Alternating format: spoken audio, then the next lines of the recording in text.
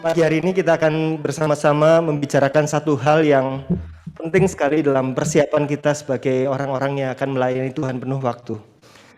Ada 3 hal utama yang dikatakan tempat di mana kejatuhan para rohaniwan paling besar, yaitu masalah uang, seks, dan penyalahgunaan kekuasaan.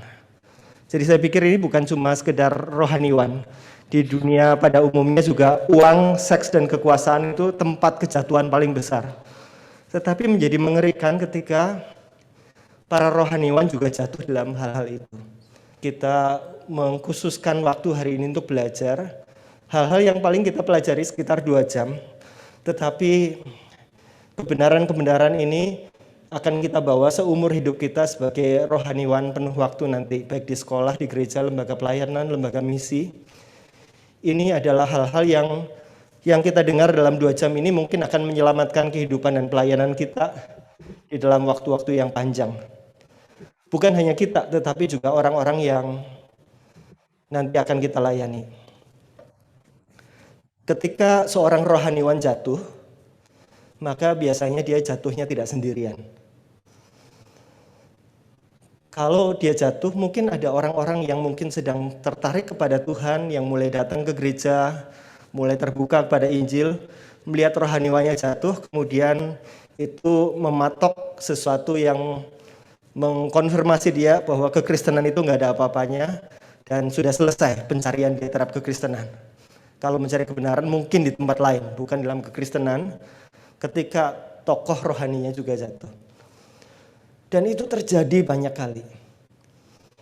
Dan kita akan bicarakan salah satu dari 3 itu hari ini, yaitu tentang uang. Jadi uang, seks, kekuasaan. Kita hari ini akan bicarakan secara khusus tentang uang. Dan bersama-sama dengan kita ada Pak Regi Arthur, Pak Pendeta Regi Arthur, studi Emin di kita. Nanti Pak Regi akan menceritakan lebih banyak tentang pengalaman studinya yang lain. Dan Pak Regi mengamati banyak hal di dalam gereja, di dalam sepanjang tahun-tahun pelayanan dia. Dan ada hal-hal tertentu yang sangat menggelisahkan hati Pak Regi yang akan Pak Regi bagikan kepada kita semua. Pak Regi sendiri juga orang yang bergumul dengan dirinya sendiri, karena dia punya latar belakang yang sangat dekat dengan uang, begitu ya. Jadi dia qualified untuk membicarakan ini karena dia adalah orang yang dekat sekali dengan uang pada waktu-waktu yang lalu, sebelum dia full time melayani Tuhan di dalam konteks gereja. Baik, tanpa berpanjang waktu lagi, saya persilahkan waktu dan kesempatan kepada Pak Regi untuk berbagi bagi kita semua. Silakan Pak Regi. Terima kasih Bapak Johan. Terima kasih juga kepada Pak Sutrisna yang hadir di tempat ini. Bersyukur kepada Tuhan buat kesempatan anugerah ini saya rasakan. Saya berterima kasih kepada segenap Sivitas Akademika STT Bandung untuk kepercayaan yang diberikan tentunya. Dan salam sejahtera kepada saudara-saudara mahasiswa, mahasiswi STTB, para hamba Tuhan yang hadir, dan juga pimpinan gereja yang hadir. Kalau saudara-saudara bukan hamba Tuhan full time, tapi saya percaya juga saudara-saudara menggumuli di dalam kehidupan kita pada saat ini tentang keuangan. Saudara, saya sadar dan mengakui bukan sudah berhasil sempurna di dalam menerapkan kebenaran firman Tuhan yang ada.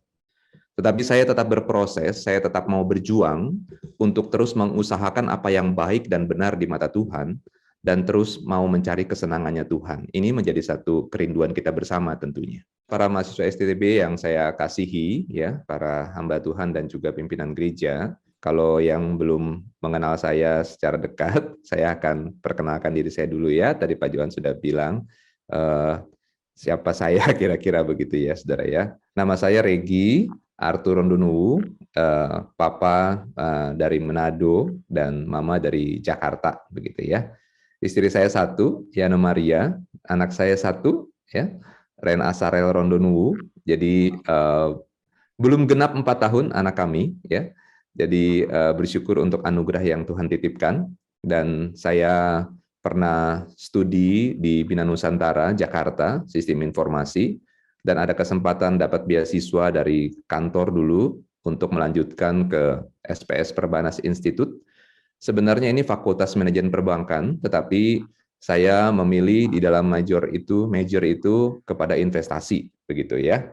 Lalu saya serahkan diri menjadi hamba Tuhan. Sebenarnya panggilan itu sudah ada sejak lulus SMA. Lalu saya menunda-nunda, lari dari panggilan itu, dan akhirnya tertangkap kembali oleh Tuhan dan menyerahkan diri dan masuk studi di STT Amart Agung, sempat di STT Iman juga, dan akhirnya ada kesempatan, belum lama sebenarnya, saudara-saudara, saya melanjutkan studi S2 di STT Bandung, tadi yang Pak Johan katakan. Tahun 96 sampai 2001 saya pernah bekerja di PT Bank Sentral Asia. Saya pernah terpilih 6 orang muda dari Jakarta untuk distudikan untuk lebih lanjut, dan pada saat itu sepertinya akselerasi begitu cepat dan sampai saya dipercayakan untuk memimpin di satu cabang di dalam perusahaan tersebut.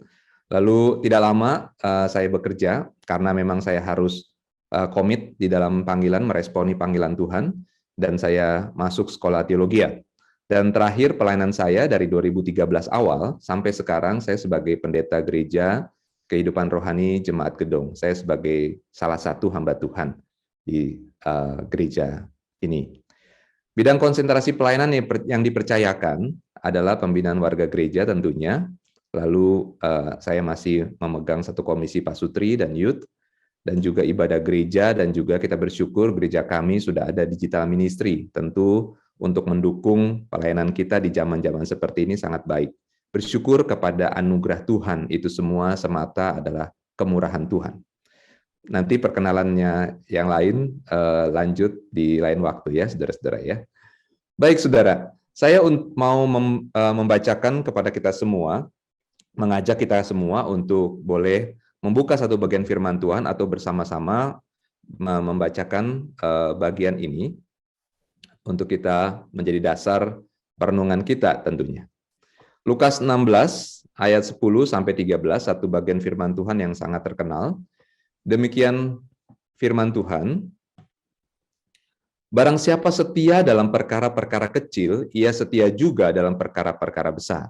Dan barang siapa tidak benar dalam perkara-perkara kecil, ia tidak benar juga dalam perkara-perkara besar.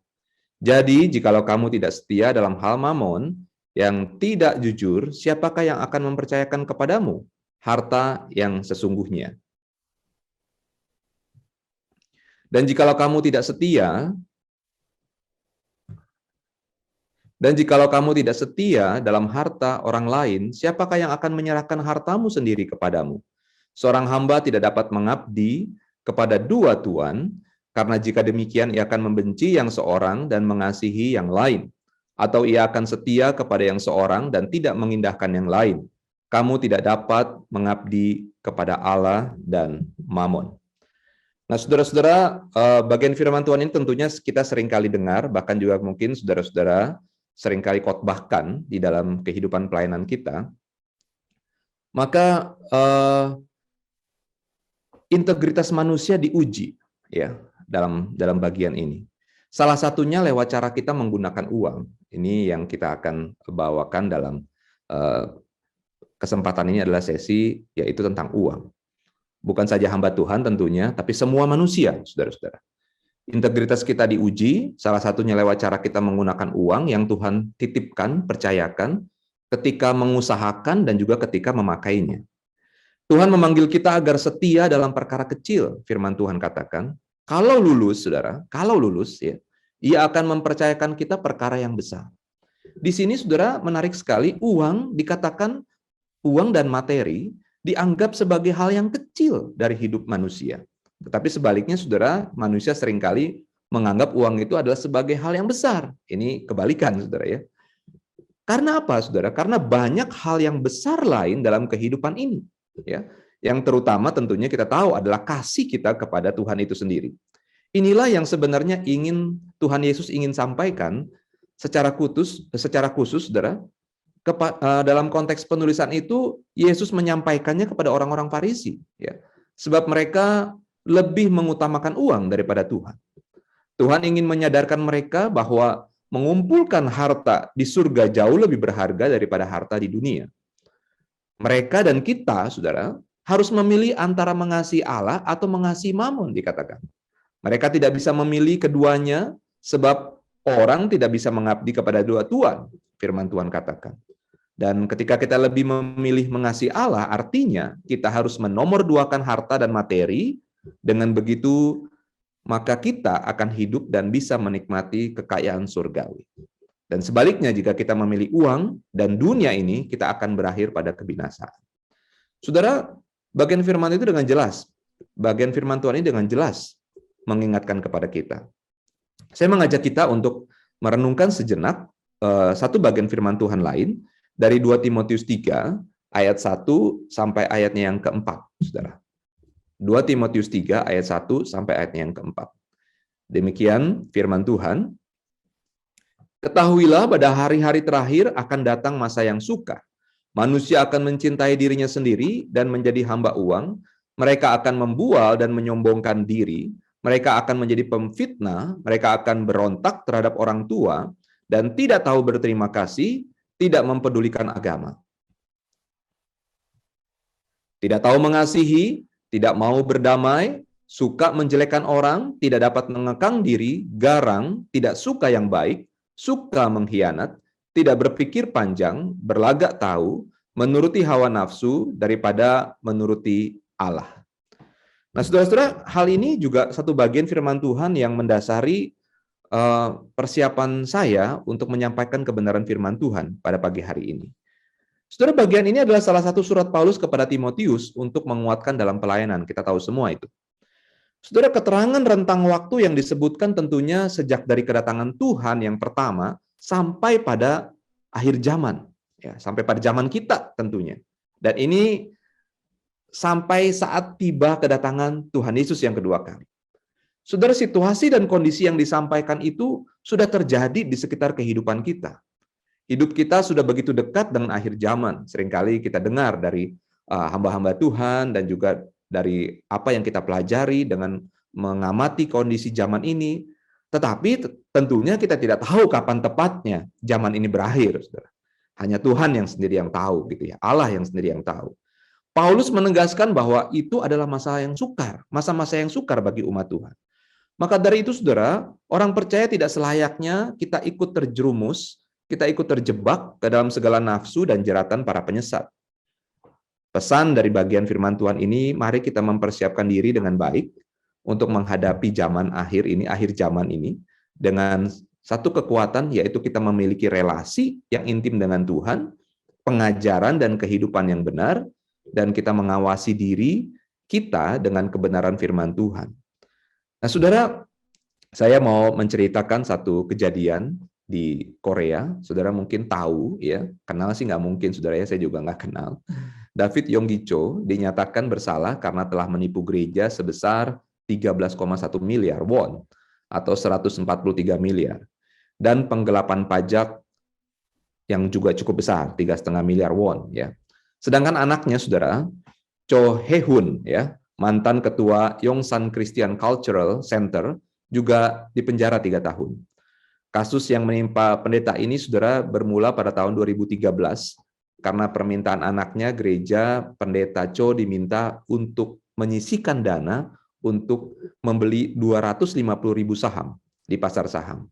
Saham tersebut dibeli dengan harga yang lebih mahal dari harga pasar, dan akhirnya berita ini, saudara, menunjukkan bahwa status seorang dalam organisasi rohani bukanlah jaminan bahwa ia adalah orang benar yang menurut firman Tuhan.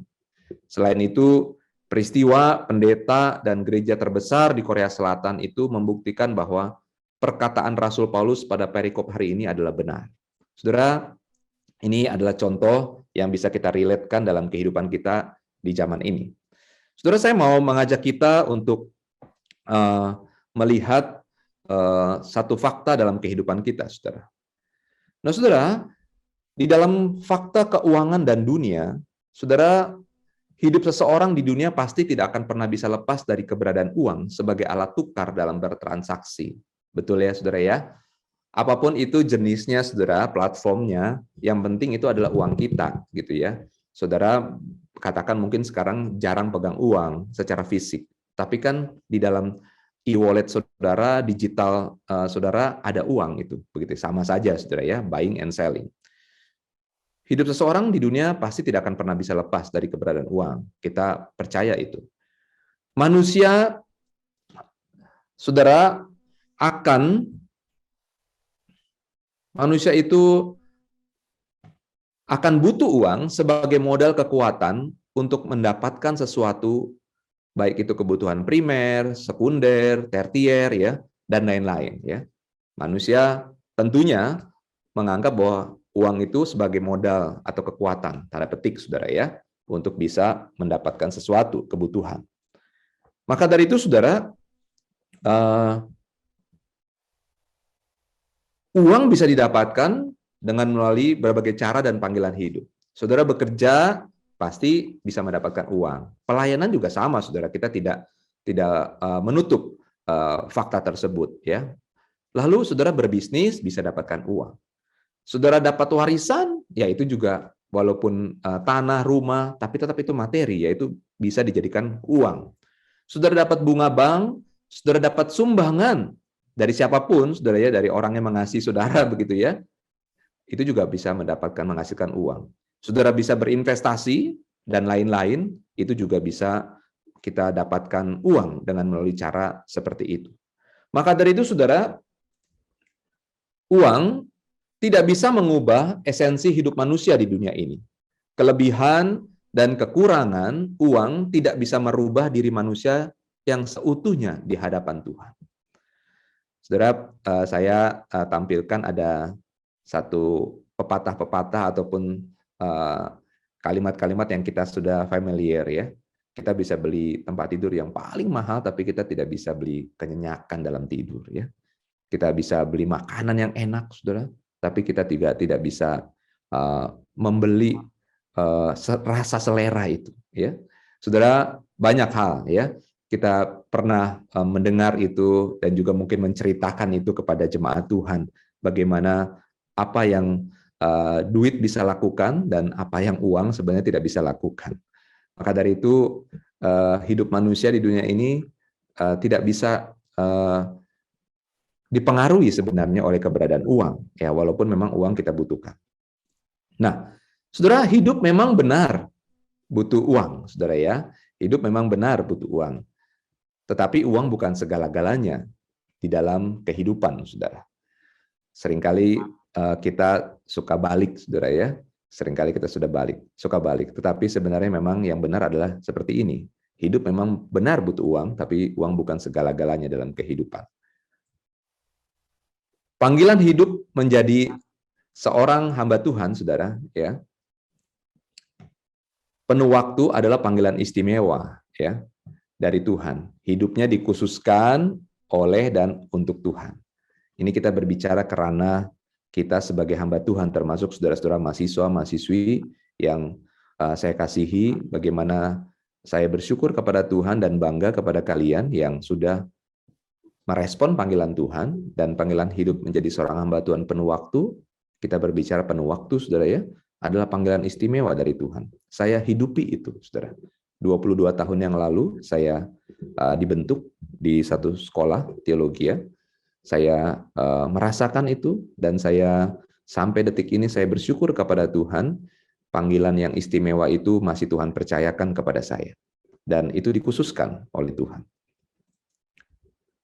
Hidupnya akan selalu diuji, saudara, ya. Hidup kita itu terus akan selalu diuji, diproses oleh waktu. Jadi jangan sampai salah, saudara-saudara mahasiswa khususnya yang berpikir bahwa setelah lulus, setelah diwisuda, maka hidup kita akan selesai diuji. Tetapi yang sebenarnya hidup kita akan selalu diuji, diproses oleh waktu. Baik di dalam karakter, pelayanan, saudara, ya, dan juga kerohanian tentunya, krisis kehidupan, ya, keberhasilan, saudara, dan lain-lain, saudara. Tentunya proses pengujian itu semuanya itu akan terus memurnikan respon dari sebuah arti panggilan hidup dari Tuhan sampai saudara meninggalkan dunia ini. Hidup kita akan selalu diuji dan diproses oleh waktu, saudara.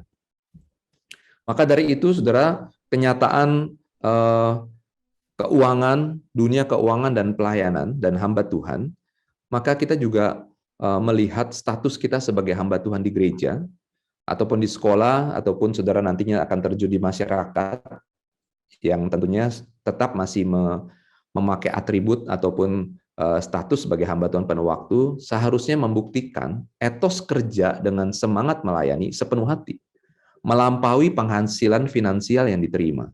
Hamba Tuhan bukan seorang upahan, saya seringkali katakan kepada jemaat Tuhan, kepada pimpinan gereja, tapi seseorang yang hidupnya terpanggil untuk melayani Tuhan. Saya lebih setuju kepada satu kalimat, kita hamba Tuhan penuh waktu ini adalah seharusnya lebih dari seorang profesional. Ya, kalau profesional itu sudah hebat kalau hitungan dunia, tetapi seharusnya kita lebih hebat lagi, begitu ya, dari seorang profesional. Ya, seorang profesional nggak akan mungkin menyiapkan waktu 24 jam dalam hidupnya untuk melayani. Tetapi hamba Tuhan memang harus seperti itu, ya. Ya, meskipun kita juga menyadari bahwa hamba Tuhan juga manusia yang biasa, saudara ya. Tapi intinya, etos kerja kita dengan semangat melayani sepenuh hati seharusnya melampaui penghasilan finansial yang kita terima. Kita tidak menjadi seseorang hamba Tuhan yang hitung-hitungan. Hamba Tuhan harus bisa menguasai uang, mengatur strategi dan mengontrol. Menggunakan uang juga termasuk, saudara. Termasuk di dalamnya membelanjakan, menyimpan, dan jangan lupa memberi, saudara, memberi. Hamba Tuhan juga harus bisa menang, ya, atas uang. Dengan satu dasar kita beriman kepada Tuhan yang akan mencukupkan dan jangan taruh hati kepada uang. Saudara, memang tidak mudah, saudara ya, tidak mudah ketika saudara nantinya akan menghadapi kenyataan di lapangan. Tetapi memang ini adalah salah satu hal yang memang hamba Tuhan harus hadapi, begitu ya, menang atas uang, ya. Bukannya tidak mau bergantung kepada uang ataupun menyepelekan uang, bukan, saudara ya. Tetapi poinnya adalah kita harus menguasai uang, ya, menang atas uang, beriman Tuhan akan mencukupkan dan jangan taruh hati kepada uang. Saudara, memang akhirnya kita bisa berkata uang sebagai salah satu pendukung keberhasilan pelayanan hamba Tuhan, tetapi uang bukan sebagai penentu masa depan hidup hamba Tuhan. Artinya di sini, saudara, uang itu memang bisa menjadi pendukung. Saudara, saya waktu studi S2 didukung oleh gereja, itu pakai uang, saudara ya, salah satunya. Tentu selain pakai doa, gitu ya, pakai uang, saudara ya, harus bayar, ya. Lalu hamba Tuhan ketika mau melakukan segala sesuatu, pelayanan keluar dan sebagainya, pasti kita butuh yang namanya pendukung itu, yaitu uang. Tetapi sekali lagi, saudara, apakah uang itu menjadi penentu sebagai masa depan, penentu keberhasilan sebagai masa depan hidup seorang hamba Tuhan? Enggak juga, saudara.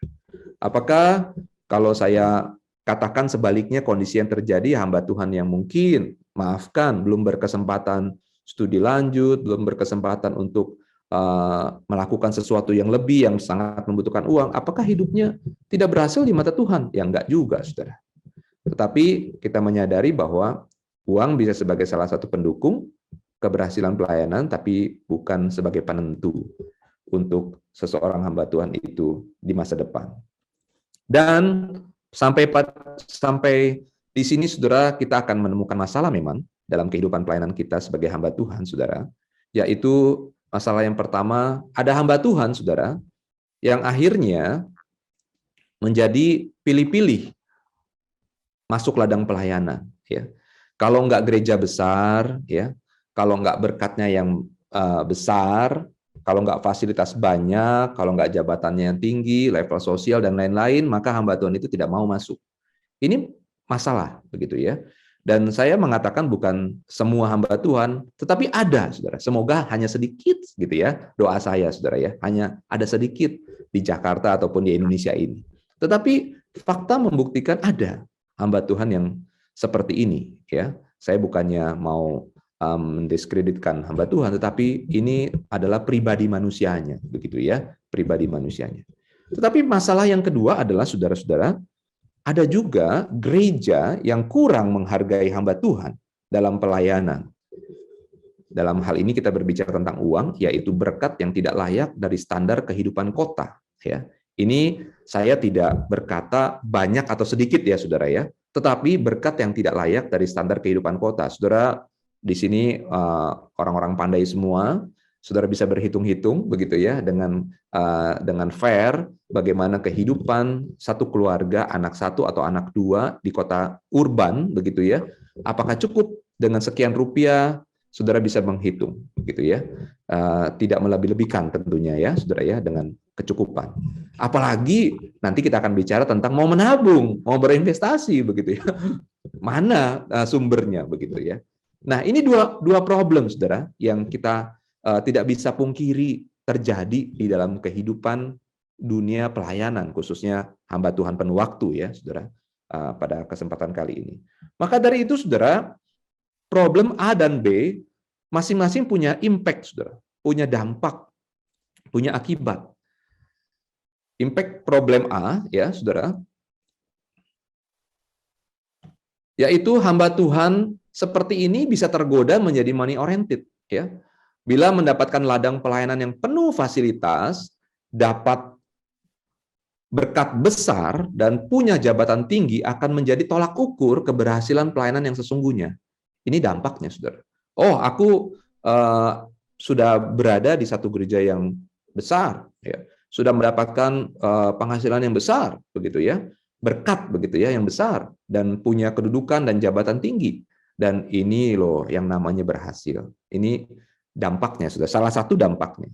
Kemudian salah satu dampak yang lain adalah hamba Tuhan ini akan sering pindah pelayanan kalau memang tidak mendapatkan sesuatu yang dia inginkan. Dan salah satu isunya adalah faktor keuangan. Wah, di sini kecil, di sini nggak cukup aku, begitu ya. Lalu akhirnya dia pindah ladang pelayanan. Dan pastinya tentunya tidak akan sekali dua kali dia lakukan. Dampak dari problem yang B, saudara, tentang gereja itu, hamba Tuhan akan terus hidup dalam kekurangan kalau memang gereja memperlakukan kurang tepat kepada hamba Tuhan. Ya udah, hamba Tuhan itu kan harus berdoa terus, selalu mintanya hanya Tuhan saja gitu ya. Kita di dalam pastoral, mata kuliah pastoral, saya ingat sekali saya dikuatkan oleh dosen seperti itu begitu ya dulu ya. Ya udah, mengadunya, berdoanya, menangisnya sama Tuhan saja. Ya, ada benarnya saudara ya. Tetapi hamba Tuhan itu akan terus hidup dalam kekurangan kalau gereja berbuat seperti ini, dan pelayanannya menjadi tidak fokus dan tidak konsentrasi, dan selalu berusaha mencari penghasilan yang lain, bahkan sampai celakanya bisa meninggalkan pelayanan. Entah itu dia cari yang lain, atau sama sekali dia tinggalkan Tuhan di dalam pelayanan. Ya, dia kecewa, begitu ya. Tuhan tidak memelihara diriku. Wah, seperti itu. Ini dampak yang bisa akan terjadi salah satunya. Dampak yang lain adalah tentunya gereja juga berdampak tidak menuju kepada pertumbuhan yang baik, saudara ya, dan akan selamanya mendapatkan kualitas hamba Tuhan yang tidak maksimal dalam melayani. Karena memang ketika kita mengundang hamba Tuhan, ketika kita meng-hire hamba Tuhan, memberikan kesempatan hamba Tuhan bergabung, kita selalu salah ataupun kurang tepat untuk bisa menghargai dan juga memelihara hamba Tuhan. Ini punya dampak masing-masing, saudara. Maka dari itu, saudara, kondisi seperti ini, gereja dan hamba Tuhan ini ada masalah dari dua sisi, ya, yang kita tidak bisa pungkiri. Lalu kemudian kalau begitu, bagaimana nih seharusnya keuangan hamba Tuhan itu, ya, saudara? Saya di sini berdiri ataupun hadir sebagai seorang hamba Tuhan, sebagai rohaniwan, pendeta penuh waktu, bukan sebagai pakar investasi keuangan, saudara ya. Saudara, saya hanya sedikit mengetahui dan juga pernah diizinkan Tuhan mengalami semuanya itu, dan saya merasa bersyukur saja Tuhan titipkan informasi itu.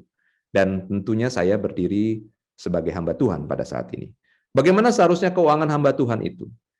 Saudara, tentu kita percaya ya, sejak kita meresponi panggilan menjadi hamba Tuhan, saudara, khususnya ini para mahasiswa, adik-adikku yang saya kasihi, ya, tentunya kita selalu didahului dengan iman kepada Tuhan, ya, Sang Pemelihara hambanya. Ini saya pernah alami, saudara. Saya ceritakan tadi, saya pernah bekerja, saya pernah mengalami apa yang dinamakan dunia itu berkecukupan ya. Lalu tentunya ketika masuk sekolah teologi masih sangat cukup, saudara. Ya, gitu ya. Tuhan pelihara, bahkan di asrama semakin gemuk begitu, saudara ya, karena makan teratur dan luar biasa Tuhan pelihara. Tetapi maksudnya di sini, saudara, ketika saudara memutuskan menjadi hamba Tuhan, jangan pernah takut akan yang namanya kekurangan, saudara ya. Tentu kita harus mendahului dengan iman ya kepada Tuhan sang pemelihara hambanya ya. Saya pernah saksikan ke jemaat, saya juga pernah mengalami yang namanya butuh uang sangat ya pada saat studi hamba Tuhan, karena pada saat itu papa saya sakit dan memang sudah tidak ada lagi ya uang. Dan satu ketika saya mau pelayanan, saudara, di loker saya Tuhan anugerahkan melalui tangan yang tidak kelihatan gitu ya, memberikan sejumlah uang untuk saya bisa pelayanan, saudara. Saya sudah alami itu semua, saya rasakan. Dan saya percaya itu adalah satu modal dasar kita sebagai hamba Tuhan untuk percaya beriman kepada Tuhan sang pemeliharanya. Sampai di sini ada amin, saudara ya. Jadi jangan takut, saudara ya, ketika saudara masuk ke dalam respon panggilan hamba Tuhan. Lalu kedua, saudara, bagaimana seharusnya keuangan hamba Tuhan perlu punya perencanaan, saudara, dan hikmat di dalam penggunaannya. Ini juga penting, saudara. Jangan hanya kita bersandar beriman kepada Tuhan dan ketika Tuhan kasih kita sembarangan pakainya, begitu ya. Kita tidak bertanggung jawab. Kita anggap bahwa wow, kita masih single, kita belum ada tanggungan misalnya ya. Lalu kita terserah kita mau pakai apa untuk kesenangan kita dan sebagainya ya. Bukan tidak boleh, saudara ya. Tapi saudara harus juga bijak-bijak ya, punya perencanaan.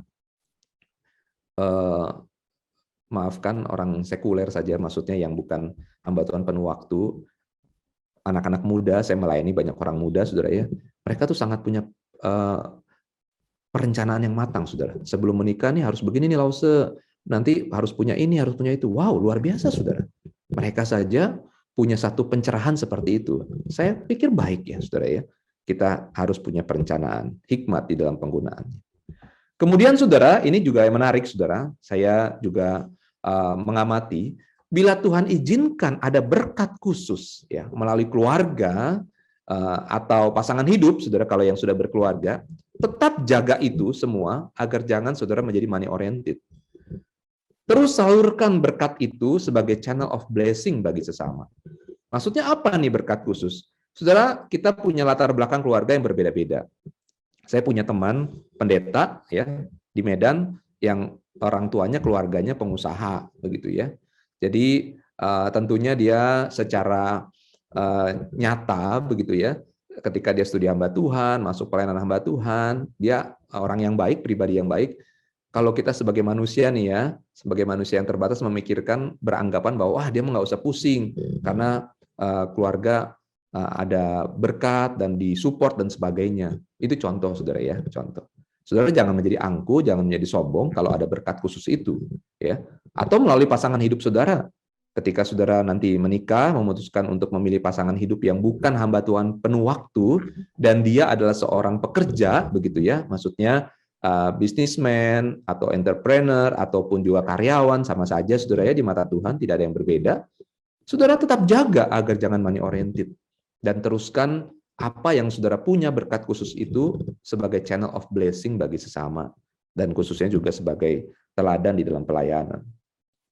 Saudara, kemudian jangan sengaja kita berusaha untuk sibuk menambah bisnis dan berinvestasi hingga merusak hubungan yang intim dengan Tuhan. Ini penting, saudara. Dan menjadi akhirnya tidak fokus dalam pelayanan dan juga pengembangan gereja. Ingat tugas kita yang utama adalah mengembangkan ladang pelayanan. Di mana saja saudara Tuhan tempatkan. Jangan kita sibuk gitu ya. Aduh, udah sibuk nih pelayanan di gereja, mengajar, ataupun saudara ada di mana lembaga apapun nanti ketika saudara sudah selesai studi, jangan sibuk pikirin bisnis apa ya, begitu ya, saudara ya. Nggak begitu, saudara ya, nggak begitu ya. Tidak seperti itu. Akhirnya membuat kita tidak fokus di dalam pelayanan dan pengembangan gereja. Kemudian saudara, kita juga sebagai hamba Tuhan harus memiliki kemampuan untuk menjadi teladan bagi jemaat di dalam kemurahan hati dengan memberi persembahan secara materi. Even kita tidak berlebihan, begitu ya. Tidak sedang dalam berkelimpahan. Apakah pertanyaannya memberi kepada Tuhan yang terbaik itu harus dengan di dalam situasi berkelimpahan? Ya enggak, saudara. Ya, firman Tuhan tidak berkata seperti itu. Tetapi kita harus menjadi teladan bagi jemaat di dalam kemurahan hati dengan memberi persembahan, khususnya materi, saudara ya. Kalau tenaga, pikiran ya pasti, saudara. Tetapi ketika gereja ataupun tempat ladang kita pelayanan sedang membutuhkan persembahan, saudara berikan yang terbaik, jadikan teladan. Hidupi khotbahmu itu, saudara ya. Ketika saudara mengatakan beri yang terbaik, ya beri yang terbaik untuk Tuhan. Yang nilainya sekali lagi bukan majelis, bukan rekan-rekan hamba Tuhan di gereja kita, tetapi Tuhan sendiri yang menilainya apakah sudah yang terbaik itu. Saudara, sampai di sini adalah bagaimana seharusnya keuangan hamba Tuhan. Saudara, saya rindu sekali sesi ini juga diwarnai oleh yang namanya kita sedikit mengenal yang namanya keuangan ataupun investasi, saudara. Ya, investasi yang akhir-akhir ini marak dibicarakan dan marak digandrungi oleh banyak orang di dunia dan khususnya kita di Indonesia. Seringkali kita tidak semua paham dengan benar keberadaan ini, saudara, tentunya ya. Saudara, investasi itu apa sih gitu ya? Nah, ini kok hamba Tuhan bicaranya investasi begitu ya, saudara ya. Mari kita buka pikiran kita untuk kita bisa boleh mengetahui investasi itu ya. Tentunya dalam investasi sektor keuangan tentunya. Saudara, investasi itu adalah suatu kegiatan penanaman modal untuk meningkatkan laba kekayaan investor melalui distribusi jenis investasi demi memperoleh keuntungan tentunya ya, royalti, dividen ataupun imbal hasil. Saudara, investasi itu tujuan utamanya adalah untuk meningkatkan aset kekayaan. Tapi bukan itu saja, saudara. Menarik sekali, saudara. Ini saya dapatkan dari sumber-sumber tentunya ya di Digital News dan juga kamus yang baik begitu, saudara ya.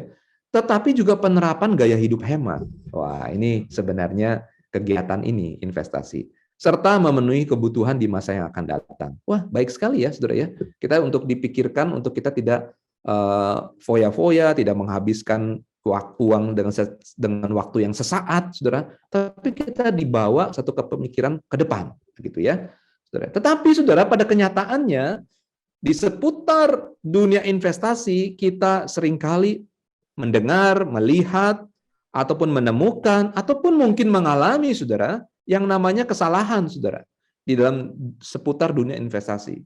Kesalahannya apa? Ingat, saudara, investasi pada prinsipnya diciptakan sebenarnya untuk hal yang baik sebenarnya untuk kehidupan orang di masa akan datang, ya. Tetapi kenyataannya yang kita hadapi pada saat ini seringkali kesalahan untuk tidak mengenal apa itu investasi dengan baik. Saudara pasti tentu tahu yang namanya skema Ponzi ini, ya.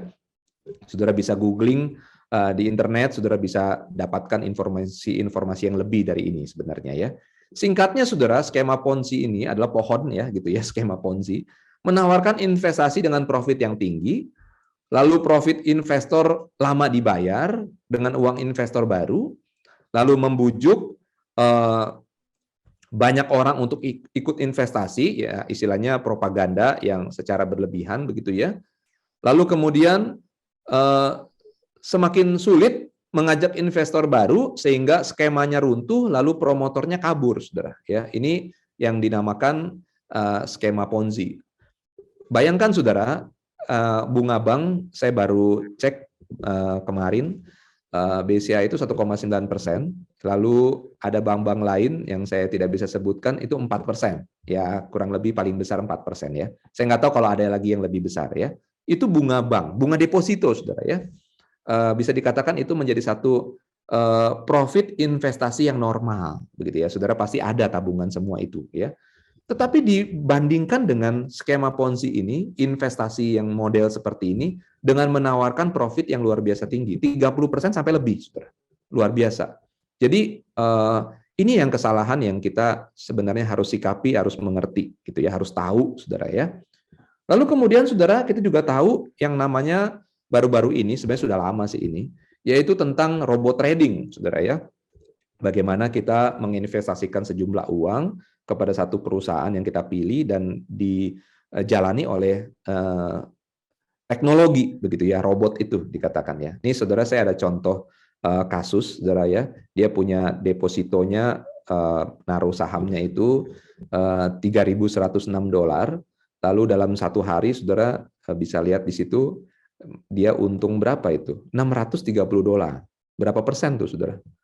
Luar biasa, saudara ya, cepat sekali ya. Akhirnya apa? Polisi bongkar penipuan ini ya, dan tentunya ini juga ada di dalam satu bentuk skema Ponzi ya, dan barang buktinya luar biasa, uangnya 75 miliar gitu ya, kasus penipuan robot trading ini. Hati-hati, saudara. Kesalahan yang lain adalah kita tahu baru-baru ini juga beberapa bulan yang lalu karena kalah trading kripto, mahasiswa gantung diri, saudara ya.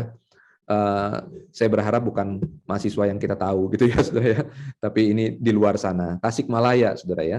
Dan ketika saya membaca beritanya, mahasiswa ini sangat mempersiapkan pelajaran untuk tahu kripto, saudara ya, dengan bertahun-tahun. Saudaranya yang mengakui ya, menyaksikan, lalu akhirnya ketika dia tahu kalah, suatu saat dia nggak kuat mentalnya, dia bunuh diri, saudara ya. Dan ini dampaknya besar ternyata ya, untuk kita salah memahami, salah mengerti. Saudara mungkin juga tahu selanjutnya ada berita yang sangat viral baru-baru ini, bagaimana penipuan yang dilakukan Indra Kents dalam hal binomo. Nanti kita akan sedikit bahas, saudara ya. Saudara, ini luar biasa, saudara ya. Sejarahnya binomo di Indonesia masuknya juga unik, saudara ya. Dan akhirnya tertangkap, saudara ya. Dan ini benar-benar penipuan. Hati-hati, saudara. Dan mungkin yang selanjutnya, saudara, ada satu berita juga bahwa hati-hati juga kepada aplikasi data ataupun aplikasi fintech ya, finansial teknologi ya. Saudara, ini maksudnya, saudara, ketika saudara mengikuti aplikasi saham elektronik, saudara ya, saudara hati-hati di dalam kartu identitas saudara ya, data bank saudara ya, selfie KTP sekarang kan begitu ya, saudara ya, kalau mau buka rekening secara online pun begitu ya, saudara, selfie, foto diri, ada KTP di samping wajah saudara. Dan ketika bergabung ke dalam satu perusahaan digital saham ini, maka saudara datanya itu bisa tercuri. Ini terjadi pada teman istri saya begitu ya, yang sekarang saat ini sedang berurusan di kepolisian. Jadi dikatakan oleh pinjaman online bahwa dia sudah memakai ataupun menggunakan pinjaman online sekian puluh juta, padahal bukan. Jadi pemalsuan data. Ini hati-hati, saudara ya. Kalau saudara nggak tahu perusahaan saham digital itu dilindungi oleh pemerintah, OJK dan sebagainya, saudara jangan sembarangan untuk pilih begitu ya nantinya. Kemudian, saudara, yang juga sangat relate dengan kehidupan kita para hamba Tuhan, saudara mungkin juga pernah dengar, pernah tahu berita satu pendeta gitu ya, satu pendeta Bill Hwang, saudara ya. Pendeta ini unik sekali, saudara, pendeta yang kaya raya, disaksikan oleh jemaatnya, saudara. Pendeta ini adalah pendeta yang baik, ya, rendah hati dikatakan, dan benar untuk mengurus jemaat gitu ya katanya gitu ya. Tetapi dia ini main saham, saudara ya. Dan suatu ketika dia main saham sudah lama, dia mempelajari saham juga sudah lama, dan satu ketika dalam 2 hari uangnya habis dengan besar sekali. Tetapi ketika saya baca lebih lanjut, sebenarnya nggak buat dia miskin juga gitu, saudara ya. Tapi apa yang bisa kita ambil pesan dari kejadian ini? Ini sudah mulai relate nih pendeta nih gitu ya. Saudara, menang atau kalah, saudara dan saya bermain saham, nama Tuhan yang dipertaruhkan, saudara. Ya. Kalau lihat beritanya ini, saya kan tidak buat dengan Photoshop, tetapi memang benar-benar ada di internet berita ini. Malu, saudara. Ada bawa-bawa nama Tuhan di situ, saudara. Ya, ini celaka, saudara ya. Akhirnya kita menyadari bahwa menang atau kalah, sukses atau nggak sukses dalam saudara berinvestasi, ya kita harus tetap berintegritas di hadapan Tuhan, begitu ya, saudara ya. Dan terakhir, saudara, saat ini ya, kita tidak menutup mata, banyak hamba Tuhan di Indonesia, saudara ya, yang terjebak ke dalam investasi palsu. Ya. there is no such thing as easy money, saudara. Ya, nggak ada tuh yang namanya uang cepat kita dapatkan, saudara. Ya, itu omong kosong, saudara. Ya, saya beberapa belas tahun yang lalu saya ada di dalam kehidupan seperti itu, maksudnya mengetahui akan lalu lintas uang, ya, obligasi, saham. Nggak ada tuh yang tiba-tiba kaya, ya. Lalu kalau ketika kita lihat ada yang tiba-tiba kaya pun antara dua, saudara, karena memang faktor hoki, ya, seperti kayak Gozali Everyday di NFT, ya, gitu ya. Walaupun dia bukan investasi sih, cuman ada satu permainan-permainan digital, saudara, ya, yang lain, saudara, atau penipuan, saudara, ya. Dia dipakai sebagai boneka untuk mempromosikan pura-pura kaya, pura-pura kehidupannya luar biasa, glamor, dan akhirnya orang banyak mengikutinya. Itu penipuan, saudara. Ya. Nah, saudara, inilah kesalahan-kesalahan yang terjadi di seputar dunia investasi, saudara, ya. Lalu kemudian, saudara, kita masuk ke dalam dunia hamba Tuhan dan investasi keuangan, ya. Nanti mungkin untuk lebih detail, saudara nanti bisa akan tanyakan di dalam sesi tanya jawab. Saudara, jenis investasi keuangan yang saya tahu, saudara, yang saya tahu, ya, saudara, ya. Sekali lagi saya bukan pakar nih, ya. Dan saudara juga pasti gampang kok tahu kok, ya, di Google banyak bertebaran informasi. Ada deposito, saudara, ya. Ada saham, ada obligasi, ada reksadana, ada emas, ada properti, dan juga ada penanaman modal usaha atau yang seringkali dengan kata kerennya peer-to-peer lending, begitu, ya. Nah, ini jenis investasi keuangan, ya, saudara, mungkin lebih bersinggungan yang paling cepat adalah deposito atau dengan emas, begitu, ya. Itu menjadi investasi, walaupun memang masing-masing ada kelemahannya, begitu, ya. Lalu kemudian, saudara, investasi keuangan itu adalah satu pengembangan instrumen. Investasi saat ini adalah Bitcoin, ya, pengembangannya nih, gitu, ya. Ethereum dan kripto. Ini saya tampilkan yang sudah disahkan oleh Bapepti, ya, Badan Pengawasan Komoditas, gitu, ya, untuk investasi, ya. Ini yang sudah disahkan. Ini dikembangkan tuh investasi itu dari 6 investasi yang tadi di awal dikembangkan saat ini menjadi Bitcoin, Ethereum, dan kripto, ya, gitu, ya. Nanti apa itu, saudara bisa Google lah, ya, di internet, ya. Kemudian, saudara, hamba Tuhan boleh tahu, saudara, ya, dan mengerti jenis investasi keuangan yang baik, ya. Tapi dalam hal sebatas peduli saja terhadap informasi yang berkembang di setiap zaman dan menjadi cerdik tujuannya dan bijak di dalam bersikap demi menjawab konteks kehidupan jemaat dan masa depan pelayanan. Maksudnya begini, saudara, saudara jangan acuh di dalam kondisi seperti ini, tetapi ketika saudara diberikan kesempatan untuk berinvestasi, saudara akhirnya langsung oke dan tanpa pikir panjang untuk bisa menilai, memeriksa, mengecek, begitu, ya, apakah ini investasi yang baik, gitu, ya. Kadang-kadang kita, maafkan, saudara, hamba Tuhan jangan sampai terjebak menjadi satu sikap yang munafik. Aku mah nggak pikirin itu semua. Tapi ketika ada kesempatan mau investasi, langsung pilih, begitu, ya, tanpa ngecek dulu, gitu, ya, periksa-periksa dulu ini bagaimana ini kelemahannya dan sebagainya. Nah, jangan kita seperti itu, ya. Jadi kita walaupun hamba Tuhan, tapi tentu kita boleh tahu, saudara, ya, mengerti jenis investasi keuangan dengan catatan kita peduli terhadap informasi yang berkembang di setiap zaman, ya. Lalu kemudian hamba Tuhan juga harus memilih dan memahami perusahaan investasi yang akan dibeli dan diikuti kalau saudara dan saya berkesempatan untuk mau ikut investasi, ya. Dan tentunya kita harus mengutamakan prinsip nilai kebenaran dan keadilan sosial. Ini penting, saudara. Karena bukan hanya untuk hamba Tuhan, tapi juga untuk orang Kristen. Seharusnya saya mengajak, menghimbau seperti demikian, ya. Jangan hanya asal beli, hanya asal ikut, begitu, ya, tapi juga harus tahu prinsip nilai kebenaran di dalam perusahaan itu. Investasi tidak menjadi fokus dan konsentrasi utama dalam kehidupan, sehingga akhirnya investasi menjadi pengganggu relasi kita dengan Tuhan dan pelayanan. Ini tidak boleh, saudara. Ini menjadi satu baku dasar pemahaman kita ataupun komitmen kita di hadapan Tuhan, ya. Investasi diizinkan Tuhan ada di dalam kehidupan kita sebenarnya untuk mengarahkan kita kepada satu kehidupan yang sebenarnya lebih memahami bagaimana anugerah Tuhan besar dalam kehidupan ini, ya. Kalau kita bisa menabung, kita bisa menyimpan demi mewujudkan satu keadilan sosial tentunya.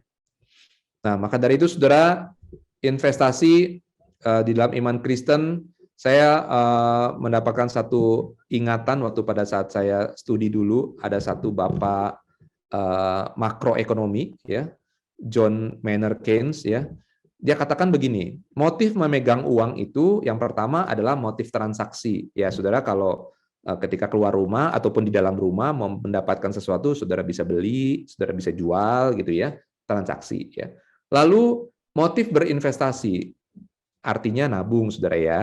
Ini dia ya. Ada uang lebih, kita pegang, yang tidak kita gunakan ya kita tabung, saudara ya. Dan kita termasuk hamba Tuhan, saudara, kalau Tuhan izinkan ada berkat lebih, ya harus menabung, saudara ya. Jangan berfoya-foya, itu lawan katanya, begitu ya. Lalu motif berjaga-jaga nih, dikatakan oleh si Keynes ini, Bapak makroekonomi ini. Yaitu ketika nanti saudara, maafkan bila ada kesulitan, ada kedukaan, dan ada mara bahaya, harus ada dana cadangan, saudara ya. Pakar ekonom selalu mengatakan dengan istilah itu, dana cadangan, saudara ya. Nah, ini dia 3 motif dalam memegang uang, ya. Motif transaksi saudara bisa ada, lalu motif berinvestasi saudara bisa nyimpen berapa besarnya itu pun, ya. Dan motif berjaga-jaga, dana cadangan. Dan saya tambahkan, saudara, ini saya tambahkan motif tanggung jawab sosial. Apa itu, saudara? Saudara harus sisihkan uang untuk bisa membantu orang. Ya, saya suka seperti ini, begitu ya. Bagaimana saudara di dalam berkat yang Tuhan titipkan, berapapun itu, saudara ada sisihkan untuk bisa menjadi berkat membantu orang, ya, orang lain, saudara ya, dan tidak tertutup, tidak dibatasi oleh dunia kekristenan, saudara. Tapi di luar itu semua, saudara tetap harus jadi berkat. Nah, maka dari itu semua, saudara, lakukan investasi dengan tujuan membangun manusia seutuhnya di hadapan Tuhan, bukan untuk membangun modal. Kalau saudara dan saya mau investasi untuk membangun modal, saudara jadi bisnismen saja yang sejati, begitu ya. Terus kembangin perusahaan dan sebagainya. Tapi lakukan investasi dengan tujuan membangun manusia seutuhnya, supaya kita tidak serakah, saudara, tidak tamak, saudara. Ya. Lalu kemudian memilih dengan kritis perusahaan pengguna dana kita untuk mengembangkan bisnis secara nyata, menciptakan produk yang berkualitas, mampu menyediakan lapangan pekerjaan di bumi Indonesia dengan menjunjung tinggi nilai kebenaran dan keadilan. Saudara, ini sangat ideal banget, saudara, ya. Tetapi saya katakan seharusnya ini standar bagi iman Kristen. Saudara, banyak di luar sana tawaran-tawaran investasi yang perusahaannya sebenarnya bertentangan dengan firman Tuhan. Wah, kenapa begitu? Ya memang saudara tahu ya, saham-saham yang tinggi yang naiknya pesat itu kebanyakan itu rokok, begitu ya. Ya ada juga sih yang baik, begitu ya. Mungkin minuman keras dan sebagainya. Apakah saudara mentang-mentang itu akan menghasilkan, menjanjikan, saudara pilih itu semua? Ini contoh, saudara ya.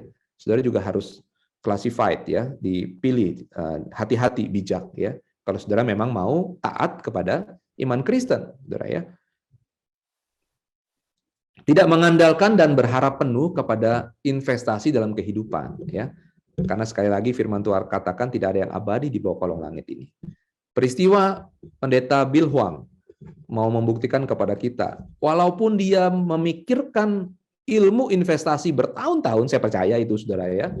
Selain dia sebagai pendeta, ternyata dia pinter ya, membagi waktu, tanda petik ya, saudara ya, mikirin tuh dunia investasi, tapi akhirnya jatuh juga, saudara ya. Jatuh juga, saudara. Karena tidak ada yang abadi di bawah kolong langit. Maka dari itu jangan mengandalkan dan berharap penuh kepada investasi. Investasi bukan kegiatan untuk bertaruh, berjudi, coba-coba, dan tidak boleh ada pihak yang dirugikan. Investasi yang baik adalah semua pihak diuntungkan, saudara. Ya. Baik perusahaan terbuka yang menjual saham, dan kita juga sebagai investor, afiliator, sama-sama diuntungkan, bukan ada yang dirugikan. Ini sebenarnya kegiatan berinvestasi yang baik, ya. Nah, saudara, terakhir di dalam materi saya sebagai peneguhan, sebagai kekuatan dorongan untuk kita semua sebagai hamba Tuhan penuh waktu, saudara, dan khususnya para saudara-saudaraku mahasiswa-mahasiswi STB Bandung, saudara. Mari kita sekali lagi ingat kepada panggilan Tuhan yang mula-mula dan kita menaati pimpinan Tuhan dan selalu mencari kesenangan Dia, ya. Di dalam saudara studi, di dalam saudara berproses saat ini dan sampai nanti masuk ladang pelayanan, mari kita taati pimpinan Tuhan yang indah ini, ya. Setia di dalam proses pembentukan hidup dari Tuhan. Saudara sedang studi, saudara akan menikah, saudara melayani nanti, saudara mungkin memimpin, diberikan satu jabatan di dalam pelayanan, tanggung jawab, dan seterusnya. Mari saudara kita setia di dalam proses pembentukan hidup yang dari Tuhan itu. Nah, saudara, mari kita terus juga mau memperlengkapi diri dalam setiap ilmu dan pengetahuan yang baik demi kemajuan dan pengembangan diri di dalam pelayanan. Saudara maafkan, saudara, memang pengetahuan teologi adalah yang terutama, tentu ya, menjadi dasar kekuatan kita. Tetapi mari kita jangan sampai naif, saudara. Kita tidak peduli dengan pengetahuan dunia yang lain. Ya, saatnya kita ini bisa menjangkau generasi di zaman ini.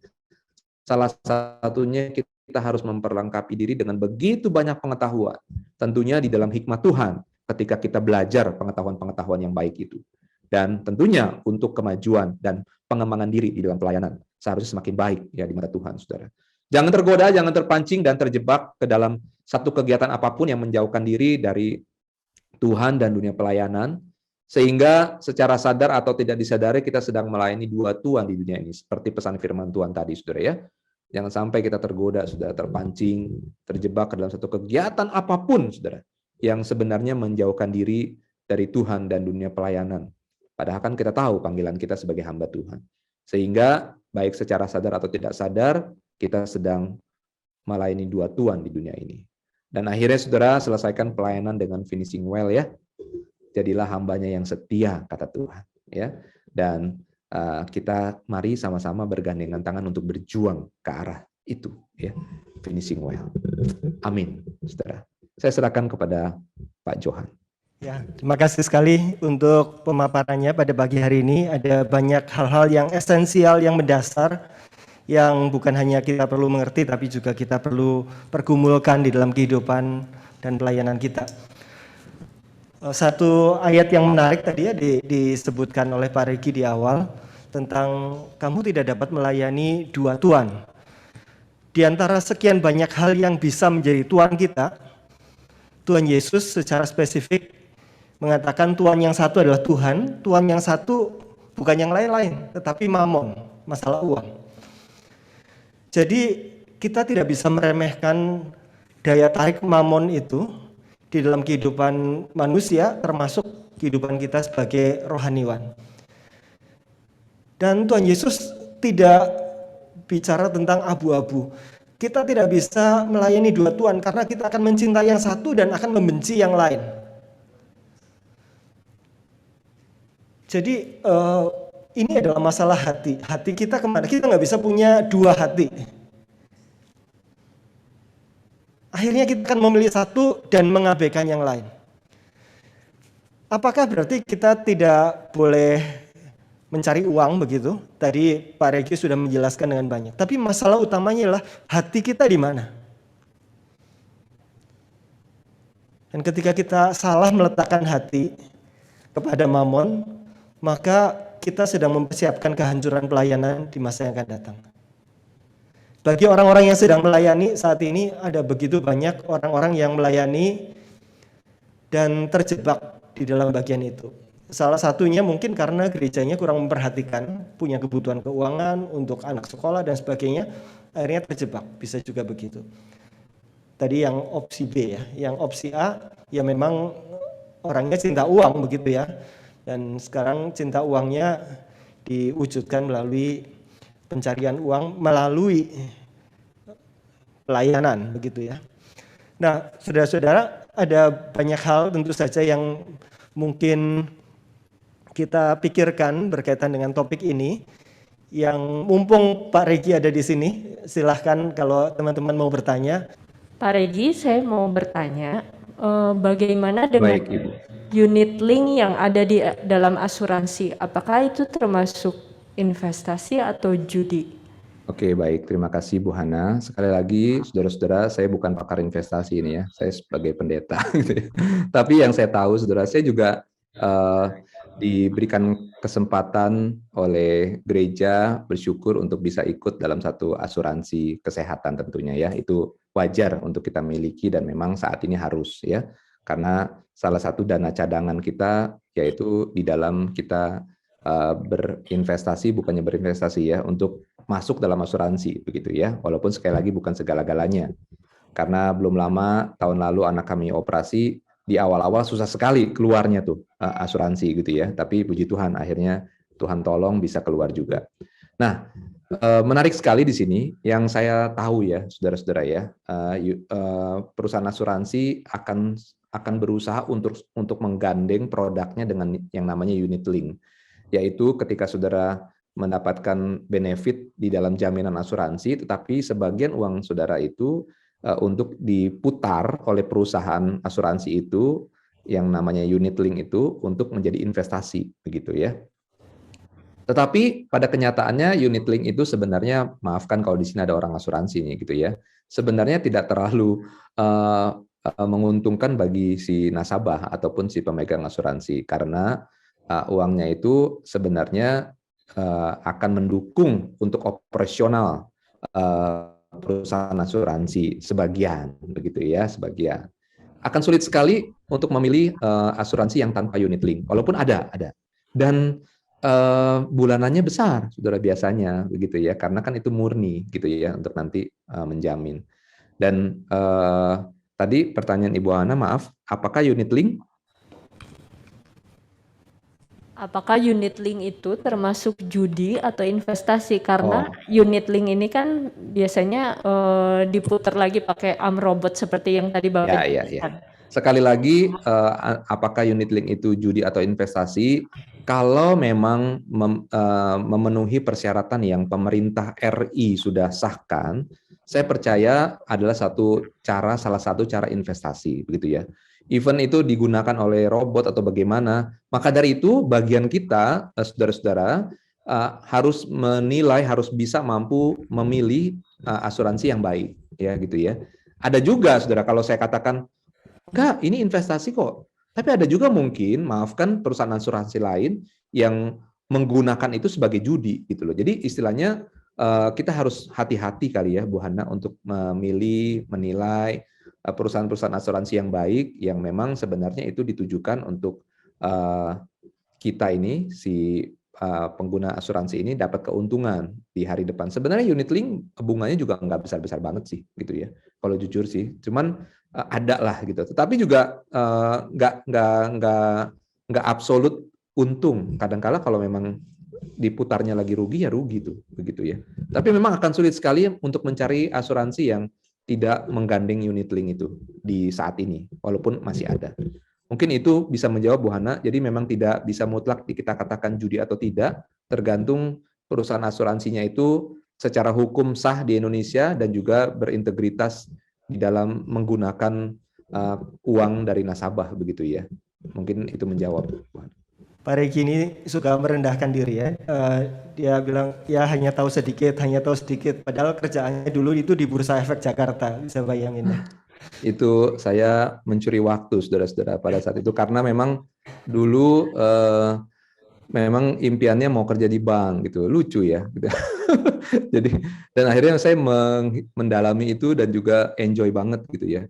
Tapi sampai satu titik saya menyadari bahwa wah ini sih sebenarnya main di pinggir jurang begitu seperti itu ya. Tapi memang jujur Pak Johan dan saudara-saudara sekalian, informasi terus berkembang. Saya menyadari bahwa saya nggak terlalu update banget gitu ya. Tapi setidaknya saya mengikutilah begitu, jujur saudara. Karena memang saya tahu posisi saya sebagai hamba Tuhan, nggak perlu sampai expert banget lah gitu. Saya pikir gitu. Tapi saya hidupi itu. Bagaimana Tuhan mengizinkan dunia ini di sekeliling kita dengan tawaran-tawaran yang seperti ini, bagaimana kehidupan hamba Tuhan sebenarnya, saudara-saudara, yang seharusnya dilakukan. Itu sih intinya. Selamat pagi Pak Regi. Ya. Selamat pagi. Ya. Pak Jimmy, ya. Ya. Saya bertanya nih. Seperti investasi yang bodong lah katakan itu, seperti binomo. Bagaimana kita ingin mengetahui bahwa itu dia kan sudah berjalan lama ya, Ya. Dia bisa bertahan sampai 3 tahun. Ya. Dulu saya pernah kena, Pak. Oke. Akhirnya memang jatuh juga. Jadi kita kan melihat dari pengalaman. Kita taruh kecil dulu. Nah, itu selama bertahun-tahun dia masuk dengan bunga yang luar biasa waktu itu ya. Betul. Nah, sekarang bagaimana kita harus tahu bahwa investasi itu bodong? Itu Pak, terima kasih sebelumnya. Baik, terima kasih Pak Jimmy. Saya coba menjawab apa yang saya tahu ya. Sekali lagi, maaf saya bukan pakar ekonomi atau investasi ya, tapi saya hanya sedikit mengikuti tren yang ada. Pak Jimmy dan saudara-saudara sekalian, di Indonesia masih, kalau saya salah tolong koreksi ya, di Indonesia masih mengatakan bahwa semua yang namanya binomo itu tidak diizinkan. Ya, ini salah satu hal yang harus kita pahami ya. Masih dikatakan trading ilegal ya. Dan kita sudah tahu buktinya banyak yang ditangkepin tuh ya, dan ini memakai skema Ponzi masih gitu ya, dengan kurun waktu 3-5 tahun nanti afiliator ataupun dari si penyokong dana akan kabur, akan baru bentuk lagi gitu ya, dan itu ada yang dirugikan ya. Pertama dicek ke legalitasnya ya di Indonesia, ada kok, kita bisa search di Google investasi apa yang dilindungi OJK, ada legalitasnya, sah, begitu ya. Saya nggak akan paparkan lah persyaratan pialang ilegal dan legal, gitu. Walaupun saya tahu, gitu ya, mereka harus punya rekening yang terpisah, mereka harus punya berapa puluh miliar dulu, begitu ya. Harus ada dana cadangan, kalau misalnya, ini kalau yang legal ya, kalau yang resmi ya. Perusahaan penjual saham itu harus ada dana cadangan, harus masuk jadi anggota bursa saham dulu. Wah, itu banyak sekali persyaratannya, saudara-saudara. Jadi kita pasti akan bisa menilai, memilih dengan mudah sebenarnya saat ini melalui dunia digital, internet, pengetahuan seperti itu, yang mana yang bodong, yang mana tidak, gitu ya. Yang pasti tidak terdaftar itu, kalau yang namanya binomo, apapun itu, yang menggunakan binary, gitu ya, binary itu, ya. Nanti mungkin saya akan sedikit jelasin arti binary option itu. Jadi tentu yang namanya binomo, Pak Jimmy dan saudara-saudara semua, saya pastikan dan saya katakan ya jangan didekati begitu ya, karena memang itu tebak-tebakan judi begitu ya. Saya tahu ya, dulu namanya ada satu judi tradisional yang namanya tasyao, mungkin saudara-saudara tahu ya, kecil besar gitu ya. Itu sama saja saudara secara digital, nebak mau kecil mau gede begitu ya. Nah ini dengan dunia zaman ini, teknologi akhirnya mengulang sejarah gitu ya, yang dulunya sebenarnya sudah ada begitu ya, dengan dibungkus kemasan yang baru gitu. Mungkin itu menjawab Pak Jimmy. Jadi memang banyak kok di internet, di surat kabar apapun menjelaskan dengan gamblang, dengan vulgar mana perusahaan investasi yang dilindungi OJK yang sudah resmi, sudah disahkan, dan persyaratannya juga ada di situ gitu ya. Kayak binomo gitu kan, dia hanya satu aplikasi ataupun program yang digital, dan awal-awal mungkin kelihatannya naik, tapi coba simpan uang lama deh di aplikasi itu, pasti ujung-ujungnya akan tidak mudah untuk selalu untung begitu ya. Hanya sebagian kecil yang diuntungkan dan ada banyak yang dirugikan. Nah itu yang sebenarnya kita harus jauhi, saudara-saudara ya. Sekali lagi, investasi yang baik tidak ada yang dirugikan, tidak ada yang dirugikan. Gitu. Thank you Pak Jimmy. Shalom Pak, saya Shalom. bertanya, kalau stock option itu termasuk judi atau bukan ya? Karena kalau binary sudah jelas tadi. Iya. Option tuh ya ada Ponzi scheme, pyramid scheme dan lain sebagainya. Kalau stock option itu gimana ya Pak? Bisa dihitung judi juga kah atau bagaimana? Sekali lagi saudara-saudara, ya terima kasih ya pertanyaan. Sekali lagi saudara-saudara, apapun itu istilah dari trading ataupun bursa saham yang dikemas, sekali lagi saudara harus melihat dari sisi hukum yang berlaku. Sekali lagi, itu begitu banyak saudara ya pengembangan dari yang namanya bermain investasi ataupun dunia saham begitu ya. Saya tidak bisa berani mengatakan bahwa itu judi atau tidak. Sekali lagi, ketika perusahaan itu memenuhi persyaratan Bapepti begitu ya, dan juga Kementerian Perdagangan begitu ya, lalu juga Asosiasi Bursa Saham Indonesia begitu ya, Asperti itu, maka saudara aman untuk mengikutinya. Tetapi sekali lagi untuk mengetahui judi atau tidak judi itu mereka ada di dapur mereka sebenarnya, saudara. Dan saya jujur saya tidak menguasai itu sampai ke seluk-beluk itu ya. Dan sekali lagi dasar utama kita memilih salah satu perusahaan investasi yaitu berdasarkan hukum yang sudah aman. Maafkan, bila hukum yang sudah aman aja bisa kecolongan loh, saudara. Gitu loh. Jadi memang harus hati-hati begitu ya. Jadi judi atau tidak seperti itu ya, saya lebih kalau ditanya nih ya, walaupun saya bukannya penggiat ekonomi begitu ya, kalau ditanya bagaimana dong investasi yang baik, ya main yang aman-aman, saudara ya, seperti reksadana begitu ya, misalkan begitu ya, ataupun investasi yang memang benar-benar konvensional lah begitu ya, cari yang aman. Memang sekarang luar biasa pengembangan investasi. Semoga itu menjawab ya, saudaraku. Artinya judi atau tidak judi, kita harus melihat dasar pemilihan kriteria perusahaan investasi itu. Apakah sudah sesuai dengan hukum yang berlaku, dilindungikah oleh hukum RI, dalam hal ini Bank Indonesia dan OJK, begitu ya. Dan juga kalau memang mereka bergerak di dalam satu bidang yang baik, begitu ya, untuk pengembangan dan juga untuk keadilan sosial, seperti yang tadi saya katakan, tidak apa-apa, saudara bisa pilih itu. Ya. Sekali lagi, judi atau tidak judi juga sebenarnya ini kita sebagai orang awam, saya menempatkan posisi saya juga sebagai orang awam, kita juga nggak bisa menguasai dengan pasti, saudara ya. Tentunya kita harus didasari pengetahuan untuk melihat apakah perusahaan investasi ini benar-benar sudah memenuhi persyaratan perundang-undangan. Itu yang tentunya yang harus kita pikirkan, saudara. Jadi jangan mencoba-coba, oh ini karena ini aman, coba gitu ya. Jangan, saudara. Saudara harus pikirkan berkali-kali untuk memilih perusahaan investasi ataupun cara dan juga kemasan investasi itu, gitu. Thank you. Oke, ya. Shalom Pak Regi, saya Desin. Shalom. Dengan begitu banyaknya investasi yang berkembang, tentu kita sudah menyadari bahwa semua harus ada sertifikasi dari OJK. Betul. Nah, saya mau bertanya nih bukan soal keuangannya, tapi pada level seperti apa seorang hamba Tuhan boleh atau dilihat dari sisi tertentu membutuhkan asuransi atau katakan investasi gitu. Karena kan kita nggak tahu nih, kadang-kadang kita butuh tapi kita tidak siap untuk memiliki investasi tertentu gitu. Nah, bagaimana menyikapi itu dan bagaimana kita siap gitu? Itu sih Pak. Baik. Terima kasih ya, pertanyaan yang baik.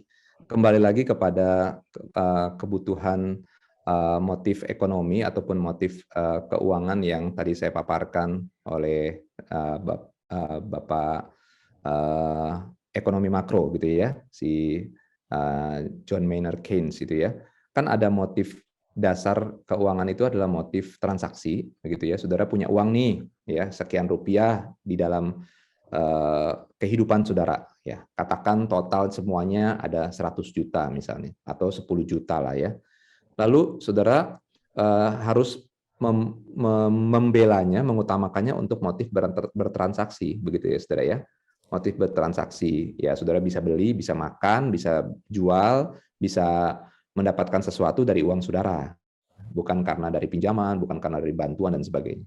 Lalu kemudian dari keuangan saudara itu, berapapun itu, saudara apakah cukup untuk berinvestasi begitu ya? Lalu kemudian apakah ada dana cadangan kalau terjadi apa-apa begitu ya? Wah, ini juga memang sebenarnya agak tidak mudah untuk menentukan nilainya begitu ya, tergantung kemampuan dan kekuatan dan juga berkat yang ada begitu. Lalu kemudian untuk memilih ikut asuransi atau tidak, ya karena sekarang memang saya sih memilih bahwa hamba-hamba Tuhan, khususnya ini kita konteks hamba Tuhan ya memang harus ada asuransi ya saudara ya. Asuransi itu kegunaannya juga untuk bukan saja menolong kita yang sebagai yang diasuransikan, tapi kalau kita terjun di dalam satu lembaga pelayanan ladang, itu juga menolong ladang kita pelayanan, maksudnya gereja begitu ya.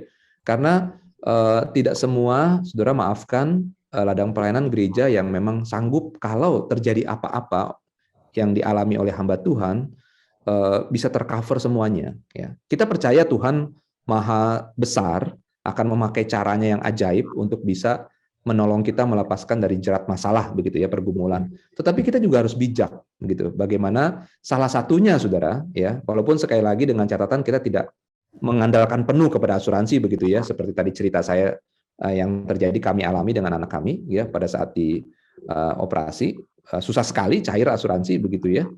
Tetapi setidak-tidaknya kita udah ada backup nih, begitu ya, untuk bisa terjadi apa-apa, ada yang backup ya. Dari mana ya? Dari uang kita juga sih, begitu ya.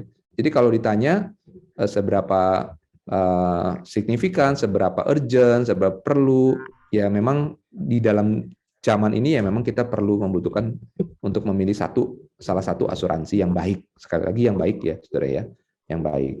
Lalu kemudian tadi ada pengembangan pertanyaan apa, Ibu, Saudari? Enggak sih, tadi saya cuman tergelitik dengan statement bahwa hamba Tuhan ada di satu level tertentu, kadang-kadang cuman mencari keuntungan. Tapi yang saya pertanyakan kan kadang-kadang pengembangan keuangan pribadi itu dibutuhkan di saat-saat seperti tadi, tapi sudah dijawab oleh Bapak sih. Oke. Urgent atau tidak urgentnya tadi. Ya, baik. Terima kasih. Ya, thank you. Beberapa hal yang baik untuk kita pikirkan ya dari yang presentasi Pak Regi tadi. Asuransi perlu kita pikirkan. Kita tidak tahu nanti di gereja, di sekolah berapa banyak mereka akan memberikan jaminan atau cuma sekedar BPJS begitu ya. Ya. Tapi ada banyak hal yang tidak di-cover oleh BPJS. Jadi kalau kita nanti pelayanan dan lihat seberapa banyak gereja cover, tetapi kalau ada gereja-gereja tertentu atau sekolah-sekolah tertentu yang tidak, kita perlu pikirkan untuk membeli asuransi yang baik. Ya. Terus Setuju. itu akan menolong pelayanan karena ya seperti tadi yang Pak Regi bilang bahwa tidak semua pelayanan kalau tiba-tiba sesuatu terjadi pada kita, mereka juga bingung begitu ya. Tapi kalau ada asuransi itu menolong pelayanan yang di mana kita berada. Yang kedua tadi tentang investasi. Jadi salah satu bagian kita menjadi penata layan yang baik atas harta yang Tuhan percayakan pada kita adalah bagaimana harta ini bisa berkembang. Dan itu adalah pembicaraan tentang investasi. Jadi kita perlu memikirkan ini akan diinvestasikan bagaimana. Kalau hanya dimasukin di bank, maka persentasenya cuma segitu. Nah, tetapi bank itu punya kekuatan, kita kan itu cair banget, ATM keluar dan sebagainya. Jadi itu keuntungannya. Tetapi kalau kita punya dana lebih yang nggak kepake, yang nggak harus keluar masuk, pikirkan untuk investasi. Ya. Investasi yang baik, tadi ada beberapa pertimbangan yang Pak Regi sudah bilang, kita bisa deposito, obligasi, emas, dan lain-lain. Kita sebagai rohaniwan juga perlu berpikir, tadi Pak Regi memberikan saran yang baik. Kita perlu belajar tentang itu supaya kita juga bisa bijaksana dengan keuangan kita, dan jemaat juga sedang bergumul masalah itu, kita juga bisa memberi jawab. Kalau orang bertanya, kita nggak bisa memberi pandangan apa-apa, maka kita tidak sedang mengerjakan peran kita sebagai rohaniwan, bukan memberi arah, memberikan pandangan. Kita perlu asuransi, kita perlu menginvestasikan uang kita. Jika ada uang yang memang nganggur begitu ya, dengan cara yang bijaksana. Dan satu poin yang tadi Pak Regi bilang, persembahan. Saya cukup terkejut ketika ngobrol-ngobrol dengan mahasiswa STT, dan dia merasa tidak perlu persembahan. Aduh, saya pikir ini dapat teologinya dari mana begitu ya. Dia berpikir begini, kan saya sudah mempersembahkan hidup begitu. Ya. Jadi bagian dia sekarang sebagai rohaniwan adalah terima persembahan orang. Orang lain persembahan, kemudian dipakai untuk menggaji dia. Dia nggak perlu persembahan lagi. Saya pikir, waduh ini sudah mau lulus tapi masih berpikir kayak begini begitu ya. Dan itu buat saya terkejut gitu ada pemikiran seperti itu. Kemudian sekarang saya juga bertanya-tanya, ini setelah kita nggak kebaktian onsite, kebaktiannya online, mahasiswa STTB masih persembahan nggak ya? Itu dalam hati saya bertanya loh. Atau jangan-jangan berpikir bahwa ya karena sudah tidak onsite, kemudian juga merasa sudah persembahan diri begitu ya, jadi nggak perlu persembahan lah begitu ya, mestinya terima persembahan. Saya pikir ini sesuatu yang sangat tidak benar. Saya dengan kesempatan ini mendorong rekan-rekan, bukan mendorong juga, sangat mendorong untuk rekan-rekan punya persembahan. Ya. Kalau nggak bisa transfer, simpen di amplop. Nanti kapan-kapan kalau sudah bisa kebaktian online, masukkan itu ke kotak persembahan, amplopnya itu. Kasih persembahan rutin untuk gereja, untuk suku-suku terabekan, untuk pelayanan-pelayanan yang lain. Tetapi jangan semuanya jadi hilang begitu ya. Itu asuransi, investasi, tabungan, persembahan itu sesuatu yang perlu terus-menerus menjadi bagian dari kehidupan kita. Bolehkah saya berpendapat? Boleh Ibu, silakan. Iya Pak Regi, izin berbagi pendapat saja. Terlepas dari apakah investasi yang kita pilih itu adalah investasi yang legal, yang diakui oleh pemerintah atau yang dijamin oleh OJK, tapi saya pikir hal yang perlu kita jadi concern sebagai hamba Tuhan dan juga sebagai mahasiswa yang sedang dipersiapkan untuk melayani penuh waktu adalah terus menyelidiki hati kita, di mana hati kita berada gitu. Jadi saya pikir kalaupun itu investasi yang dipilih adalah sesuatu yang legal, tetapi investasi itu menuntut jadi menyerap pikiran kita, hati kita gitu ya, apalagi kalau investasinya itu investasi yang jangka pendek yang kita harus pantau terus pergerakannya gitu ya, entah dana reksa atau apa gitu ya, saya juga kurang tahu. Nah, saya pikir itu kita perlu waspadai gitu, bahkan kita harus berhenti dari situ gitu. Kalau hati kita tuh jadi tersedot ke situ, pikiran kita jadi tersedot di situ gitu ya, karena kita harus pantau. Jadi saya pikir itu perlu sekali gitu ya untuk terus melihat hati kita di mana gitu. Gitu sih. Sangat setuju Ibu Sylvia. Maka dari itu tadi yang saya katakan di satu slide, mari kita setia dengan proses pembentukan yang dari Tuhan. Saudara-saudara yang masih studi, ya benar-benar konsentrasi studi lah, begitu ya. Saudara-saudara yang sudah melayani, ya utamakan pelayanan itu, kembangin gereja Tuhan, kembangin pelayanan, seperti itu. Jadi sekali lagi, kalau memang saudara diberikan kesempatan oleh Tuhan dan juga diberikan berkat lebih dari Tuhan untuk bisa menginvestasikan, ya sudah, jangan taruh hatimu di situ, ya sudah, simpan untuk masa depan, begitu ya. Jangan dilihatin tiap menit, tiap jam, begitu ya. Itu yang seringkali dilakukan oleh pemain-pemain trader sekarang, begitu ya. Baik itu kripto dan sebagainya, dilihatin terus aplikasi. Saudara bisa bayangkan berapa menit, berapa jam saudara pikirin visi dan misi gereja, sekolah, dan juga lembaga yang saudara dipercayakan Tuhan melayani. Berapa menit, berapa jam saudara pikirin itu, uang saudara diputerin kemana. Itu kan yang celaka, maksudnya begitu ya Bu Sylvia ya, itu tidak boleh.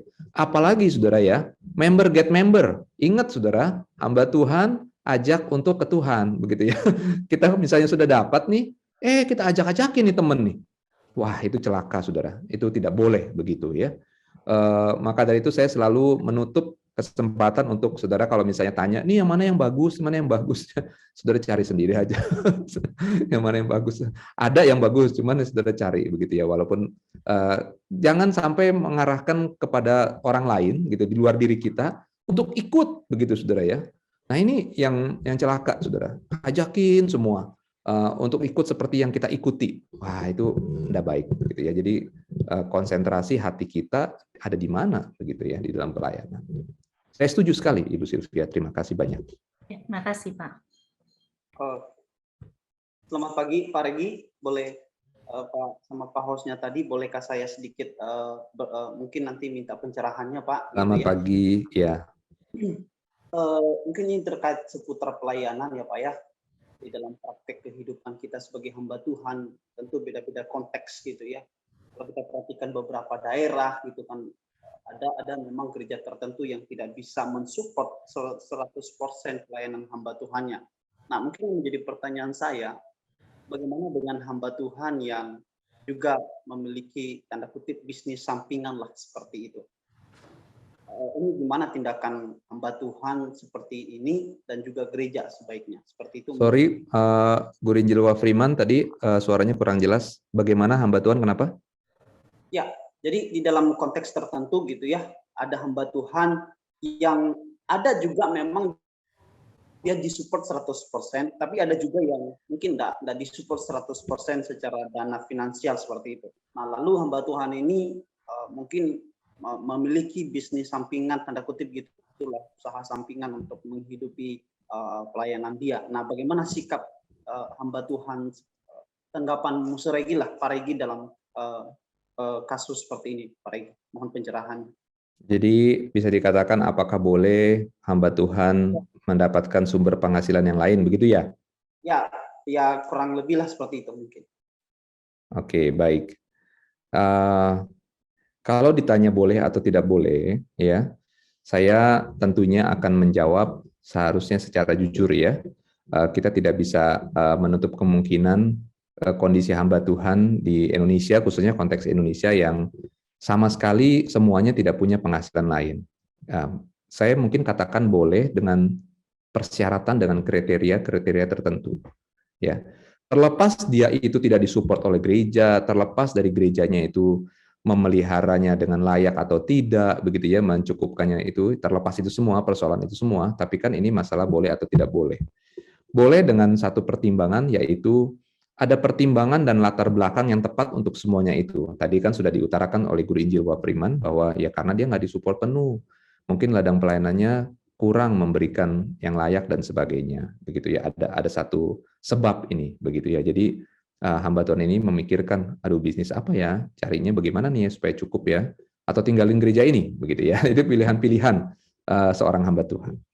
Kemudian ketika saya katakan boleh dengan satu persyaratan pertimbangan tertentu, tentunya sumber penghasilan tersebut tentunya tidak berdosa di mata Tuhan. Itu yang pertama. Saya langsung kasih langkah-langkah praktis ya di sini ya dengan singkat. Kalaupun Tuhan izinkan itu ada sumber penghasilan itu, serahkan kepada anggota keluarga dan family yang menjalankan. Supaya hamba Tuhan itu konsen ya untuk tetap ada di ladang, hatinya di ladang, dan juga terus ngembangin pelayanan. Ya. Jenisnya bisnisnya apa nggak usah tanya, itu pasti nanti Tuhan kalau memang mau izinkan ada sumber penghasilan, pokoknya seperti itu. Jangan kita yang fokus, kita yang pikirin, kita yang jalankan gitu ya. Lalu tentunya tidak kehilangan fokus dan konsentrasi dalam pelayanan. Dan jadikan sumber penghasilan itu saluran berkat bagi banyak orang, tentunya itu ya. Saudara, dalam perjalanan saya melayani Tuhan sebagai hamba Tuhan kurang lebih 20 tahun ini ya, sejak saya studi, saya menemukan rekan-rekan hamba Tuhan yang baik, ya, saya katakan yang baik, dan mereka itu diantaranya punya satu sumber penghasilan lain, ya. Ini konteks gereja Injili, gereja searas dengan kita, ya. Tetapi, saudara, menariknya adalah rekan-rekan saya itu tidak menyentuhnya, tidak memikirkannya, dia berikan kepada yang lain. Misalnya keluarganya, terus pasangannya mungkin, kalau pasangannya bukan terpanggil sebagai hamba Tuhan penuh waktu, ya boleh saja, ya. Mungkin istrinya mengajar, ya, istrinya punya usaha apa, begitu ya. Terus terang, kebetulan Tuhan titipkan saya seorang semu, istri yang memang bukan hamba Tuhan penuh waktu, meskipun dia pernah mengenyam sekolah teologi juga sebagai orang awam, ya, memperlengkapi diri, begitu ya. Tetapi tetap panggilannya dia di dalam dunia desain, begitu ya. Sebelum saya kesaksian sedikit ya. Sebelum saya menikah, pacar saya yang jadi istri saya ini, begitu ya. Dia adalah salah seorang pemilik rumah kreatif gitu ya, production house gitu ya. Dia bersama dengan temannya membuka itu dan sudah berjalan sudah lama, bertahun-tahun. Lalu kemudian ketika saya mempersiapkan pernikahan, saya suruh bubar itu gitu ya. Kasarnya begitu ya, sederhananya. Mau nggak itu tinggalin dan istilahnya kita cari bisnis yang lain untuk kamu, maksudnya gitu ya, karena kan saya tetap jadi hamba Tuhan.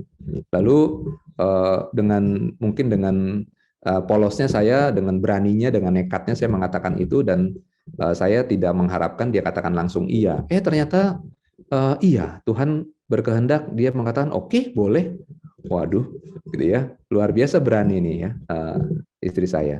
Dan akhirnya singkat cerita dia bekerja di salah satu gereja di Jakarta menjadi desain grafis sampai 12 tahun dia kerja di sana, dan saya pelayanan di ladang yang beda, di gereja yang berbeda gitu ya, diizinkan, puji Tuhan diizinkan oleh gereja tempat melayani.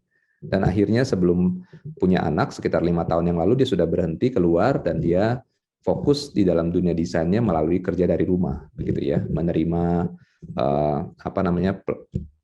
pelayanan-pelayanan digital ya. Salah satunya saya sebutkan STT Saat, gereja-gereja baik di Jakarta, di Bandung gitu ya, dia bantu untuk seperti kayak konsultan desain, dan juga ada yang beberapa komersil yang saya tahu. Nah, saudara, saya pikir selama kita tidak menaruh hati kita dan kita akhirnya terusik dan juga terganggu konsentrasi pelayanan kita gitu ya, saya pikir nggak apa-apa begitu ya. Yang penting kitanya tahu bahwa kita ditempatkan Tuhan di ladang, kembangin ini, dan biarlah sumber penghasilan itu keluarga kita yang jalanin, atau orang kita, bukan kita pokoknya, yang menjalankannya.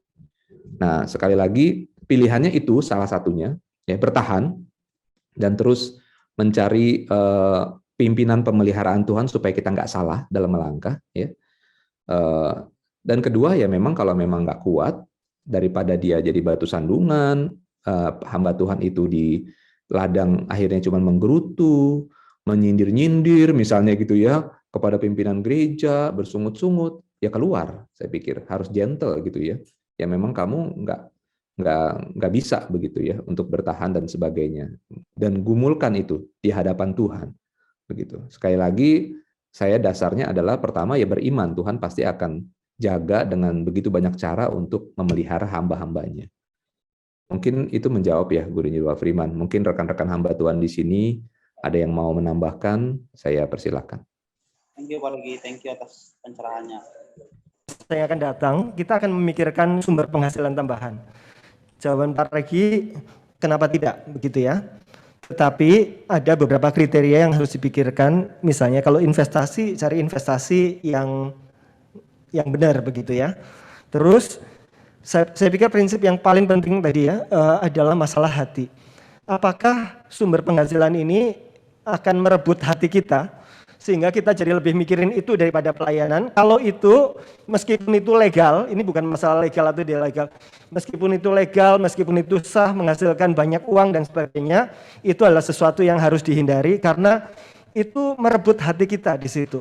Merebut hati kita, merebut pikiran kita. Saya pikir itu prinsip yang penting sekali, dan kalau kita mau kompromi dalam hal itu, kita sedang masuk dalam daerah yang sangat berbahaya.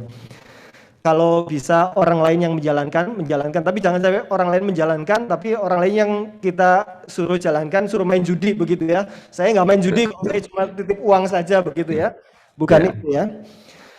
Jadi itu saya pikir masalah yang sangat mendasar yang Pak Regi tadi bilang adalah masalah hati. Ketika kita menjadi rohaniwan penuh waktu, hati kita ada di mana? Dan kalau kita tidak siap seperti itu, ada banyak kesempatan, ada banyak pilihan panggilan hidup yang lain yang bukan jadi rohaniwan. Kenapa tidak ke pilihan hidup yang lain? Kan kita melayani Tuhan bisa banyak hal, bisa banyak cara. Tidak harus jadi pendeta, tidak harus jadi guru agama. Nah, ketika kita memikirkan panggilan pelayanan penuh waktu, kita harus siap dengan segala konsekuensinya, mulai dari mahasiswa, bukan nanti setelah kita sampai di sana. Kalau kita tidak siap, mari kita pikirkan ulang, apakah ini adalah panggilan yang saya cari atau bukan. Ya. Jangan sampai kita jadi gembala upahan. Ya. Gembala upahan itu lebih concern kepada upahnya daripada domba-dombanya. Domba-domba itu hanya sarana untuk dia mendapatkan upah itu. Upah itu bisa upah uang, upah itu bisa upah kehormatan dari masyarakat, bisa segala macam. Tapi gembala upahan, fokus hatinya adalah pada apa yang dia dapatkan. Gembala dombanya sih nggak terlalu jadi pikiran. Selama dombanya itu bisa membuat dia punya sarana untuk dia mendapatkan upah itu, maka dia kerjakan. Tetapi gembala yang sejati memikirkan domba-dombanya, dan itu menjadi pertimbangan dan pergumulan dengan beberapa tantangan kehidupan, masalah keuangan tadi, yang bisa dipikirkan. Kalau misalnya kita melayani dalam kondisi yang minim dan sebagainya, apa yang bisa kita lakukan? Ada banyak hikmat yang tadi sudah kita pelajari dari Pak Riki, dan beberapa pointer-pointer itu kita pegang itu seumur hidup dalam pelayanan kita. Baik, Pak Johan, satu hal lagi saya izin. Ada satu isu sebenarnya yang sebenarnya terjadi dalam kehidupan kita di zaman ini ya.